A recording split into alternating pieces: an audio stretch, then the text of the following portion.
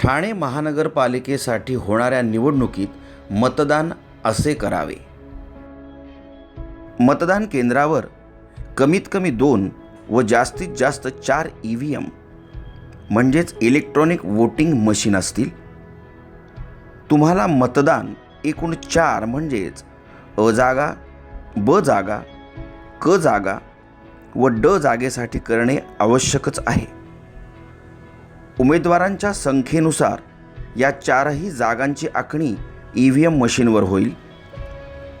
कदाचित या 4ही जागा 2 EVM मशीनवर आखल्या जाऊ शकतात. 4ही जागेसाठी मतपत्रिकांचे रंग वेगवेगळे दिलेले असतील. अ जागेसाठी पांढरा रंग, ब जागेसाठी फिका गुलाबी रंग, क जागेसाठी फिका पिवळा रंग व ड जागेसाठी फिका निळा रंग असेल.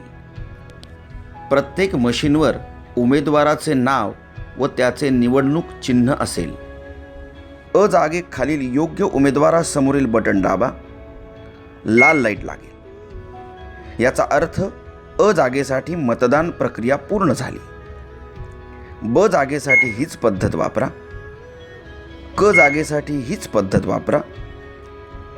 ड जागेसाठी हीच पद्धत वापरा.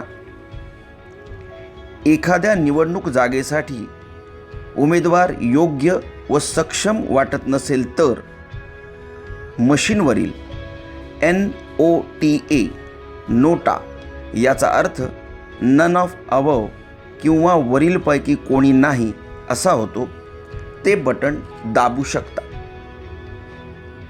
पण जरा विचार करा, कारण तुम्ही भारत देशाचे सक्षम मतदार आहात आणि तुमचं एक मत देशाचं भविष्य बदलू शकतं. तेव्हा योग्य उमेदवार निवडायचा प्रयत्न करा. ड जागेसाठी मतदान केल्यावर बजर वाजेल. याचा अर्थ तुमची 4ही जागांसाठीची मतदान प्रक्रिया पूर्ण झाली. धन्यवाद. तुमचं मत हीच तुमची ताकद.